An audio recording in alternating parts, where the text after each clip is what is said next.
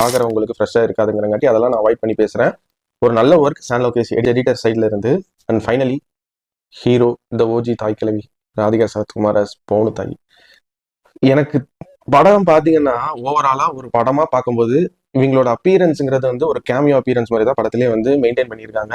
ஆக மொத்தமாக கவுண்ட் பண்ணி பார்த்தா மிஞ்சி போனால் ஒரு 25 மினிட்ஸ் தான் வந்து நடிச்சிருப்பாங்க. பட் படத்துல நிறைய இடங்கள்ல அவங்களோட பிரசன்ஸ் அவங்க இல்லாத சீன்லையுமே வந்து தெரியும்.